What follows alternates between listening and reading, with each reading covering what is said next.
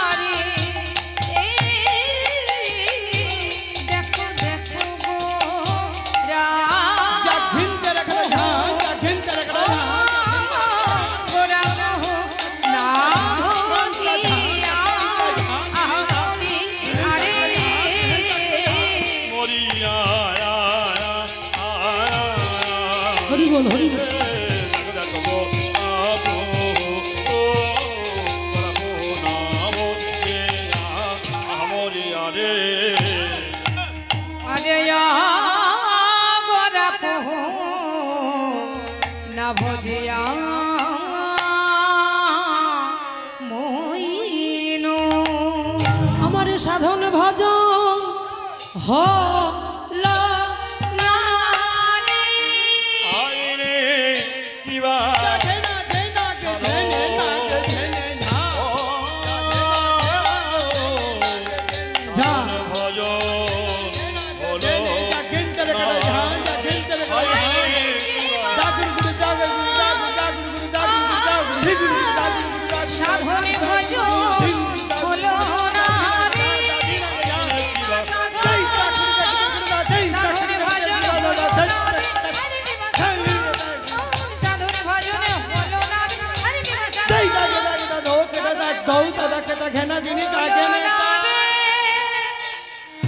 अरे गोरा पो ना भजिया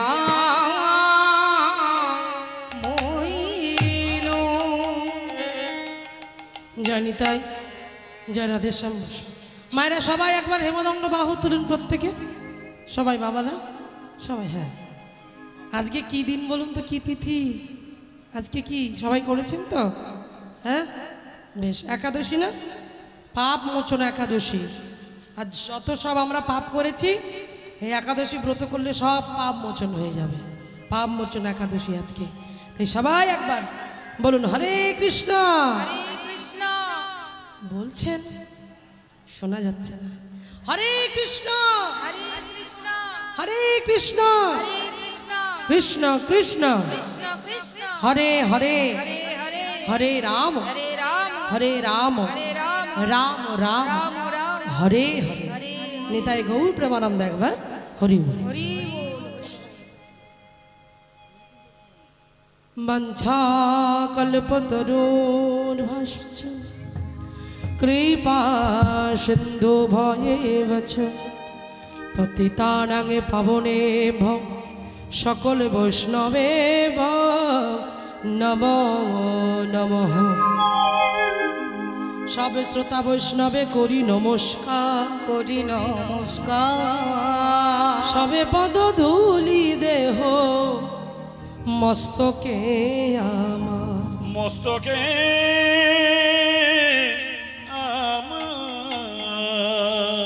আমা একটু বক্সটা ছেড়ে বসবে, হ্যাঁ বক্সটা একটু ছেড়ে বসো।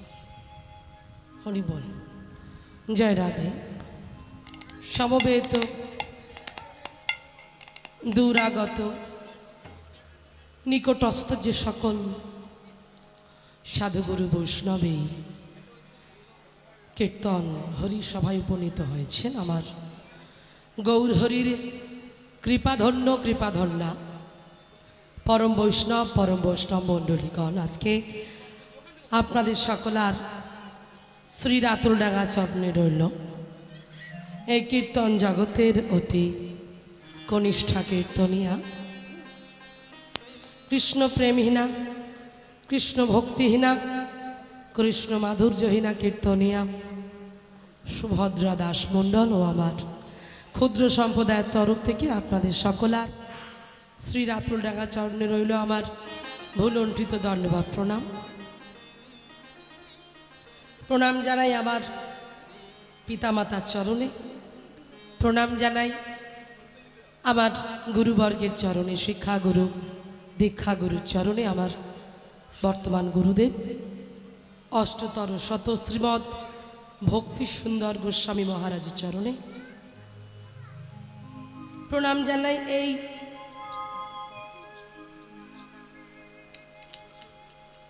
এই হরিবাসরের উদ্যোক্তা যারা আছেন সেই সদস্যবৃন্দের চরণে রইল আমার সহস্র কোটি কোটি দণ্ডবত প্রণাম।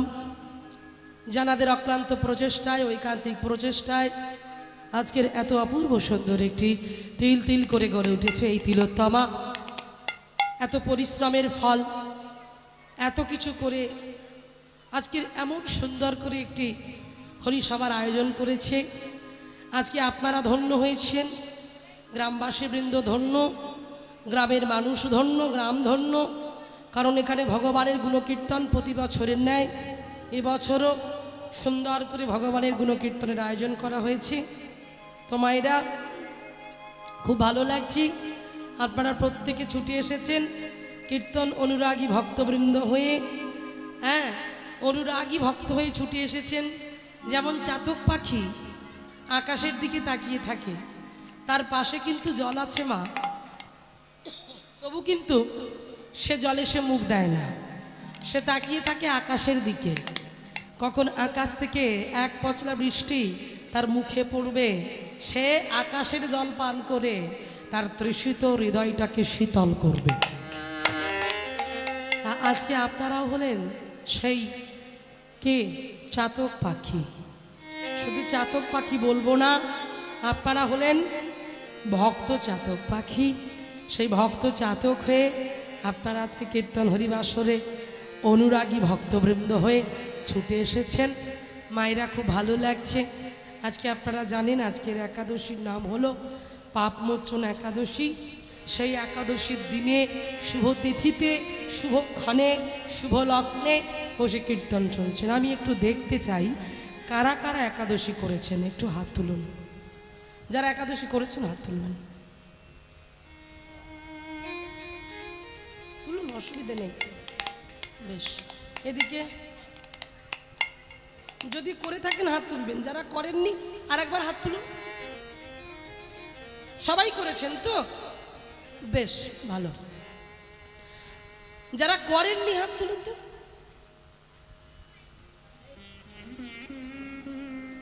করেননি, তাই তো? বেশ, আমরা হিন্দু, আমরা বাঙালি, আমরা সনাতন ধর্মের মানুষ। আমরা জানি আমাদের 33 কোটি দেবদেব, কিন্তু একটা কথা ভাববেন, ভগবান শ্রীকৃষ্ণ হচ্ছেন মূল।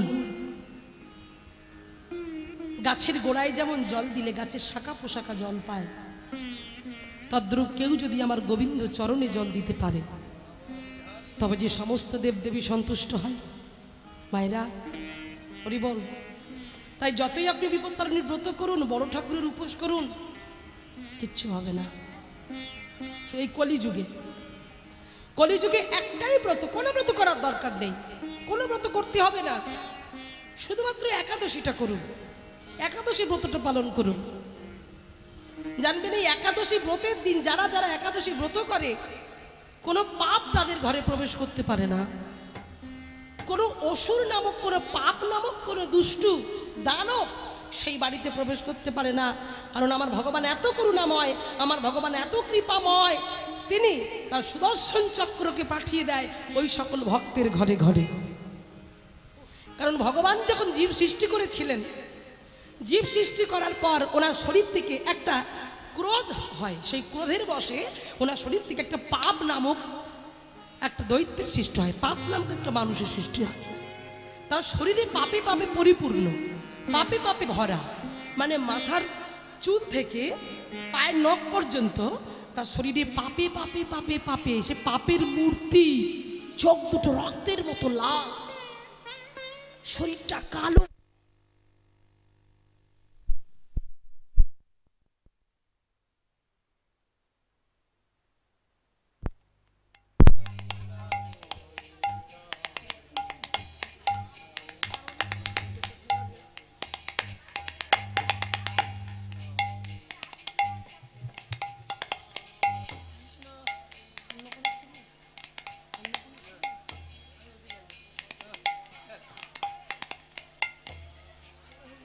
হ্যালো, জয় নিতাই, জয় নিতাই। মায়ের একবার উলুধ্বনি করুন, নিতাই গৌর প্রেমানন্দ, একবার হরি বল।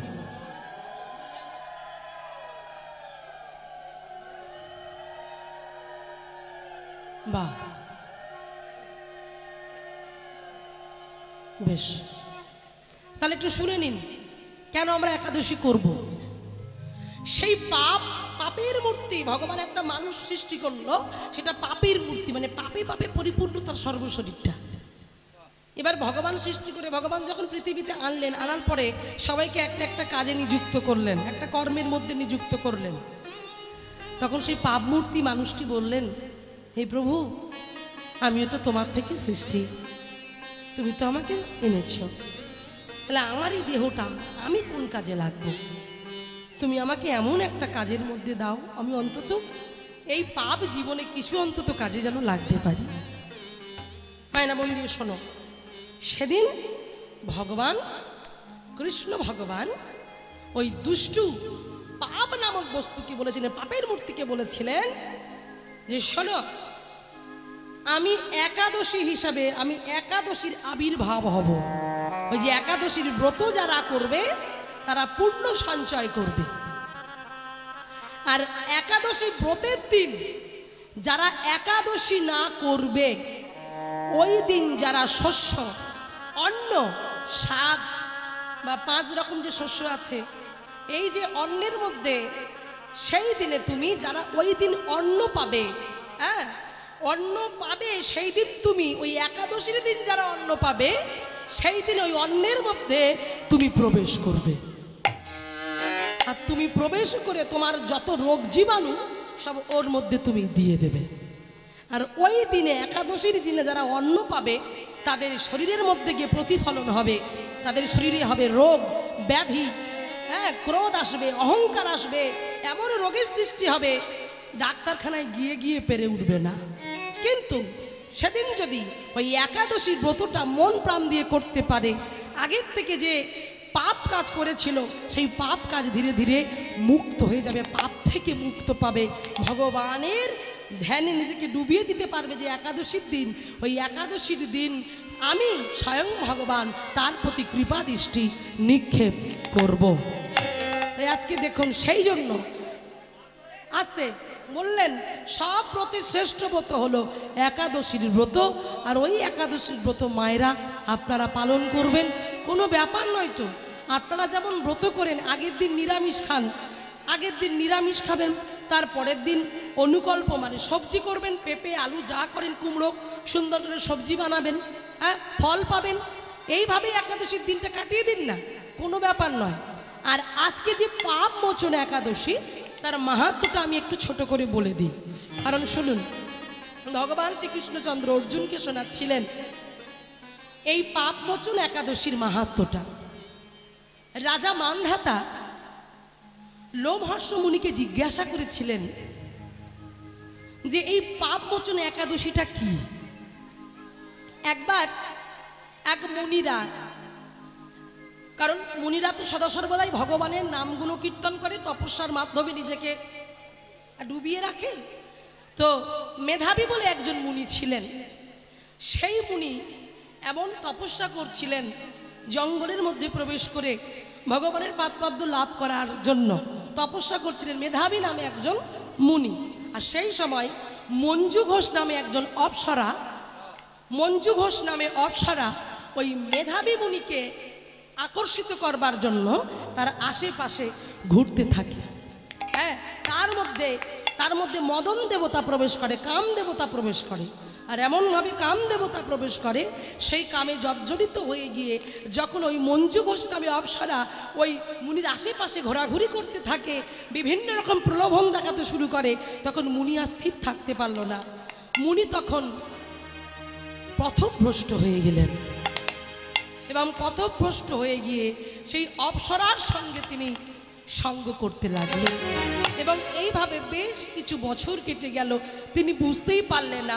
এই একাত্মবোধ হতে হতে অপ্সরার মনে হলো এবার আমার স্বর্গলোকে ফিরতে হবে, এবার আমি ফিরে যাব।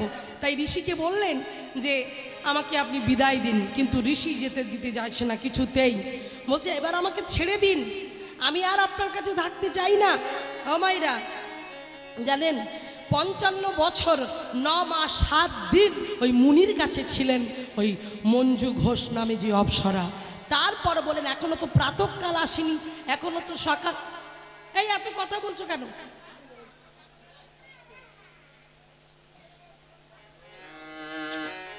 মায়েরা মন্দির শুনছো তো? কেন আজকের একাদশীটা যে পাপমোচন? এইবারে দেখো, এইবারে যখন বললেন, এইবারে যখন ওই অপ্সরা চেতনা দিলেন যে আমি একজন অপ্সরা, আমি এসেছিলাম তোমার এই রূপ লালসায় পাগল হয়ে তোমাকে মোহিত করবার জন্য, তখন ওই ঋষির ধ্যান ভাঙল। তখনই ঋষির মনে হলো এটা আমি কি করছিলাম।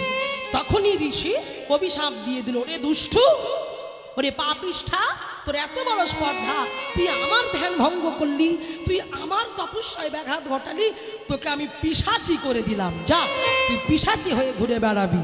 এই বলে সেই মঞ্জু ঘোষ নামে যে অপ্সরা ওই পিশাচি হয়ে ঘুরে বেড়াচ্ছে। এদিকে ইনি পিতার কাছে গিয়ে বলছে যে পিতাশ্রী আমি কি করব বলুন, এতদিন তো আমি এই মায়ার ঘরে ছিলাম, আমি কামে লিপ্ত হয়েছিলাম, আমি কি করে এই জায়গা থেকে ফিরে আমি আবার আমার জায়গায় ফিরে আসতে পারবো? তখন বলেছিলেন তুমি একাদশীর ব্রত করো, এটা হলো পাপ মোচন একাদশী। এই একাদশী যে করতে পারবে তার জন্মাঞ্জিত যে পাপ সে সদা সর্বদাই করছে, সেই পাপ থেকে মোচন হবে। গোহত্যার, যদি কেউ গোহত্যা করে থাকে, এই একাদশী ব্রত যে করবে গোহত্যার থেকে সে মুক্ত হতে পারবে। সমস্ত রকম বড় বড় যে পাপ কাজ আমরা করেছি, আবার যারা করছে, এই পাপ মোচন একাদশী করলে সকল পাপ দূরীভূত হবে। যখনই এই কথা বললেন তখনই সেই ঋষি তিনি ওই একাদশী ব্রত নিষ্ঠাভাবে করলেন, তাতে করে তিনি পাপ থেকে মুক্ত হলেন। এবং ওই যে অপ্সরা যাকে পিশাচি করে দিয়েছিল মেধাবী মুনি, ওই তিনিও ওই একাদশী ব্রত করলেন। আর একাদশী ব্রতর ফলে ওই অপ্সরা তিনিও পাপ থেকে মুক্ত হয়ে তিনি পিশাচি থেকে আবার সুন্দরী অপ্সরা হয়ে দেবলোকে ঠাঁই পেলেন। নিতাই গৌর প্রেমানন্দ একবার হরি। আজ আজ একাদশীর মাহাত্ম্য জানা কত সৌভাগ্য, দেখুন সেই একাদশীর মাহাত্ম্য আপনারা জানলেন। তো যাই হোক, জানি না আজকে কতটুকু গাইতে পারবো, কতটুকু বলতে পারবো। আপনারা আশীর্বাদ করুন, আপনাদের চরণধূলি শিরে ধার্য করে নিতাই চাঁদ যেন কৃপা করেন, রাধারানী যেন আমার বদন দিয়ে হরিকথা কৃষ্ণ কথা স্ফুরণ করিয়ে নেয়। মায়েরা একটা কথা জানবেন, আমি কিন্তু কেউ নই, আমি বলানোর মালিক নই। হ্যাঁ, আমি বলানোর কেউ নই, তিনি যতটুকু বলাবেন ততটুকু বলবো। কারণ আমরা যার গুণকীর্তন শুনতে বসেছি তিনি হলেন আমার মহাপ্রভুর গৌরচন্দ্রিকার কথা একটু ছোট করে আমরা শুনবো। কারণ একটা কথা জানবেন মায়েরা, আজকে যে আমি কীর্তন করতে এসেছি এটা কি, এটা একটা যন্ত্র, একটা সাউন্ডের মাধ্যম দিয়ে আমি গাইব, আপনারা শুনতে পাবেন। তার জন্য এটা শুধু যন্ত্র থাকলে হবে না, এই যন্ত্রকে চালনা করার জন্য কিন্তু একটা লোক চাই। তাকে কি বলা হচ্ছে? যন্ত্রী, তাই তো বাবা? যন্ত্রী। এটা যদি যন্ত্র হয়, একে চালনা করার জন্য একটা লোক থাকবে। এটা তো আমি পারবো না, আপনারাও পারবেন না। তাহলে একে চালাতে গেলে এর সম্বন্ধ যে জানে তাকে থাকতে হবে, তাকে বলছেন যন্ত্রী। সেই যন্ত্রী, এখানে যিনি যন্ত্রী আছেন তিনি যন্ত্রী, আর এটা যন্ত্র। আমি কথাটা কেন বললাম? বলার কারণ হলো এই পার্থিব জগতে মাইরা আমরা কেউ নই, আমরা কিছু করছি না। তিনি যেভাবে চালাবেন আমাদের সেইভাবে চলতে হবে, সেইভাবে বলতে হবে হরে কৃষ্ণ। তাই আজকে সেই জন্য বলছো মাইরা, তারের পুতুল নাচ দেখেছ? তারের পুতুল নাচ এদিকে খুব হয়, বলো? হ্যাঁ, সেই তারের পুতুল নাচে নায়ক নায়িকা কি সুন্দর নাচে। হ্যাঁ, ওরা কি নাচে, ওরা কি হাসে, ওরা কি কথা বলে? ওদেরকে কথা বলানো হয়, ওদেরকে নাচানো হয়। তাহলে যে নাচায় তাকে কি দেখা যায়? দেখা যায় না। তাহলে সে থাকে কোথায়? যে নাচায় সে আছে মাচায়, হরিব। তো পার্থিব জগতে আমাদেরকেও একজন নাচাচ্ছে, তার ইশারায় আমরা তারের পুতুলের মতো নাচছি, যেভাবে চালাচ্ছি, কখনো সুখ কখনো দুঃখ। হ্যাঁ, এইভাবে আমরা বিভিন্নভাবে আমরা ঘুরে বেড়াচ্ছি। তা যিনি নাচাচ্ছেন তিনি তো ভগবান। সেই জন্য একটা খুব প্রচলিত গান আছে, আপনারা শুনেছেন সেই গান। মায়ের পূজা হলে কিন্তু সেই গানটা বাজে। কি গান বলুন তো? আমি বললেই বলো হ্যাঁ মেয়ে ঠিক বলেছে, ঠিক বলেছে। এই গানটা তো আমরা জানি। কি গান? একটু ছোট করে গাই। আমি যন্ত্র তুমি যন্ত্রী, আমি ঘর তুমি ঘরণী, আমি যন্ত্র তুমি যন্ত্রী, আমি ঘর তুমি ঘরণী। আমি যন্ত্র তুমি যন্ত্রী, আমি ঘর তুমি ঘরণী। এবার বলছে আমি রথ তুমি রথী,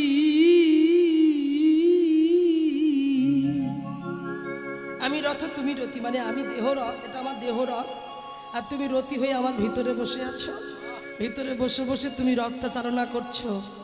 মায়েরা, রথীটাকে দেখবে? এখনই দেখতে চাও? এখনই জানতে চাও? তবে বুকে হাত দাও, দেখো একটা শব্দ হচ্ছে টিক টিক টিক টিক। ওটাকে, ওটাই তো রথী বসে বসে তোমার দেহরথটা চালনা করছে। সেজন্য বলছে আমি রথ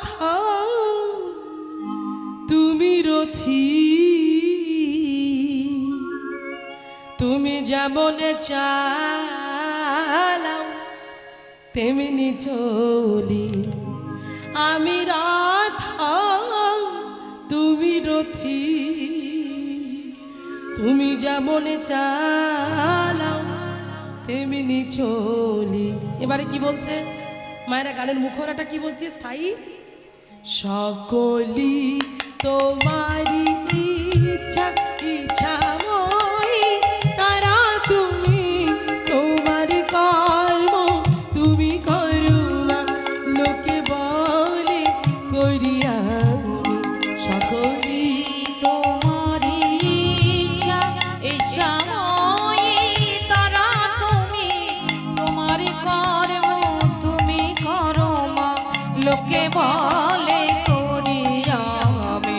সকলি তোমারই ইচ্ছা ইচ্ছাময় তারা তুমি তোমার কর্ম তুমি করো মা লোকে বলে করি আমি সকলি তোমারই ইচ্ছা।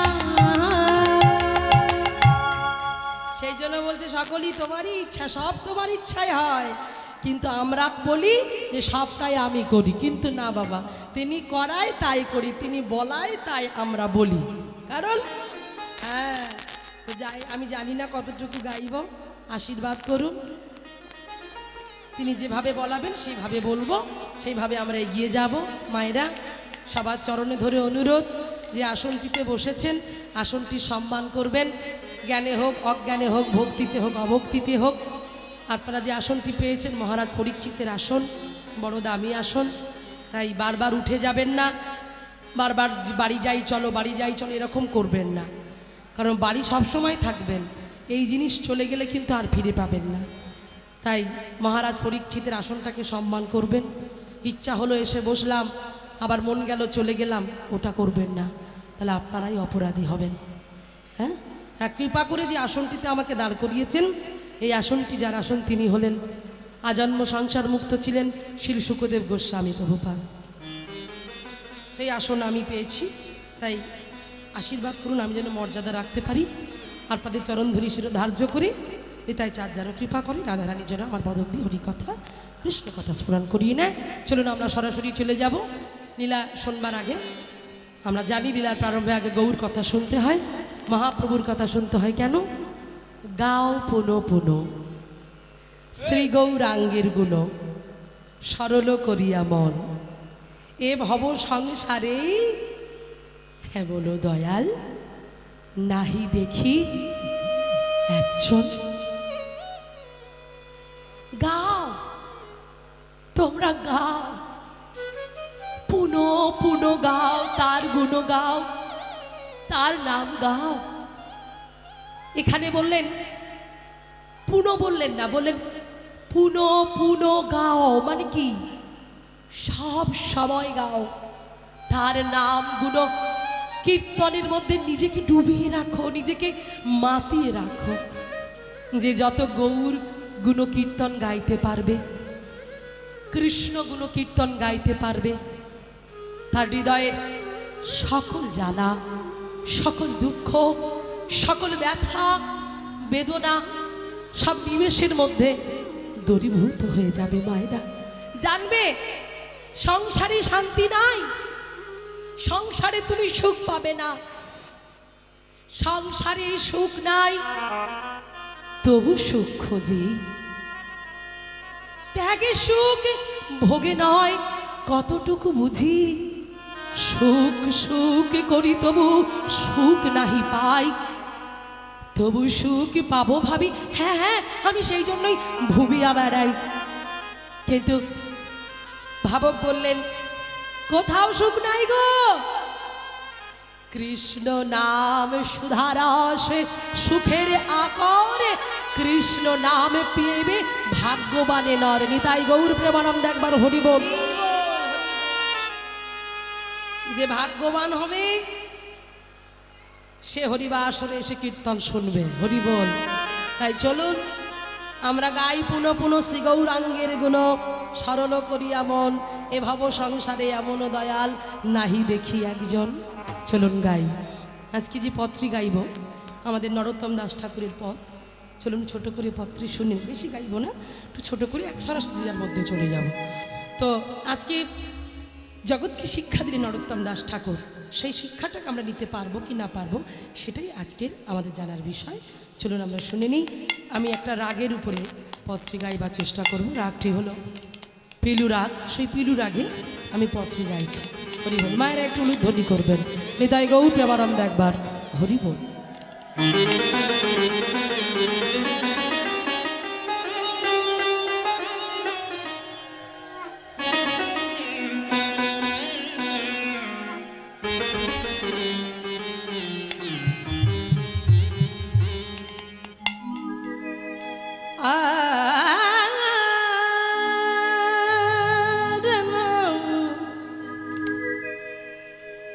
দে না না না দে রা না রা না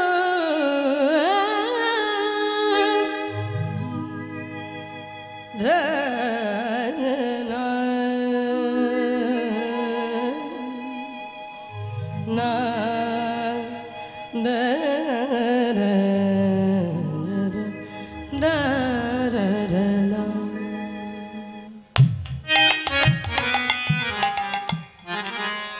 বাহ, আমারে গোরা পোনা ভো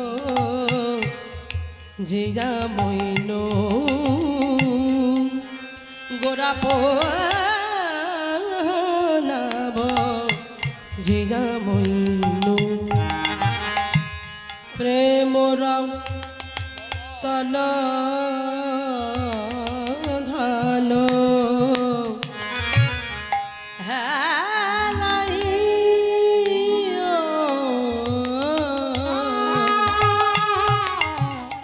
হারাইনু ঘোরা না ভজিয়া মইন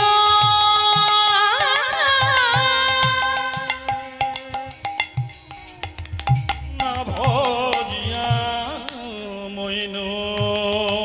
মায়েরা কি সুন্দর পথ দেখুন, জগৎকে শিক্ষা দিল গোরা পুহু না ভজিয়া মইনু, গোরার চরণটা আমার ভজা হলো না।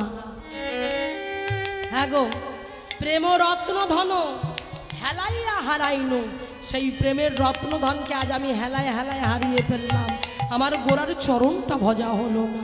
ও মাইরা, আমরা কথা দিয়েছিলাম না, কি কথা? কৃষ্ণ ভজিবার তরে সংসারেতে আইনু, কিন্তু মিছে মায়ায় বাধ্য হয়ে বৃক্ষ সম হইল, তাই না? ফল রূপে পুত্র কন্যা ডাল ভাঙি পড়ে, কাল রূপে সংসারেতে পক্ষ বাসা করে। তাহলে লেখা তো মিথ্যা নয়, লেখা আছে যে কৃষ্ণ ভজন করার জন্য আমার দুর্লভ 84 লক্ষ জনই ভ্রমণ করে এমন স্বাদের দুর্লভ দেহটা আমি পেয়েছি। তাহলে এ দেহটা যদি আমি কৃষ্ণ ভজনের জন্য পেলাম, ওই কৃষ্ণ ভজন হচ্ছে মায়েরা? হরি ভজন করতে পাচ্ছি আমরা বাবা? পাচ্ছি না। সংসার সংসার করতে করতে মাথার চুলটা পেকে গেল, দাঁত পড়ে গেল, তবু হরি ভজন হলো না। মনুষ্য জীবনের বড় ব্যর্থ জীবন, যে জীবনে কৃষ্ণ ভজন হয় না। মনে মনে প্রশ্ন করবেন যে আমি কি করতে এসেছি? শুধু সংসার করতে আসিনি, ছেলে পুলের জন্ম দিয়ে মানুষ করতে আসিনি। তাদের চাকরি বাকরি হোক, ভবিষ্যৎ হোক, আরও ইনকাম করব, এটা আমার জীবন নয়। এর বাইরে আমার একটা জীবন আছে, এর বাইরে আমার একটা সংসার আছে, সেটা হলো আমার কৃষ্ণের সংসার, আমার ভগবানের সংসার। আমরা তো করতে পারি না মায়েরা। আচ্ছা মায়েরা, একটা সত্যি কথা বলবে? হরিবাসরে তো মিথ্যা বলতে নাই, একটা সত্যি কথা বলো তো। বাড়িতে যখন জামাই আসে, তার বেলায় কত বড় সাইজের থালা বের হয়? এত বড় সাইজের থালা।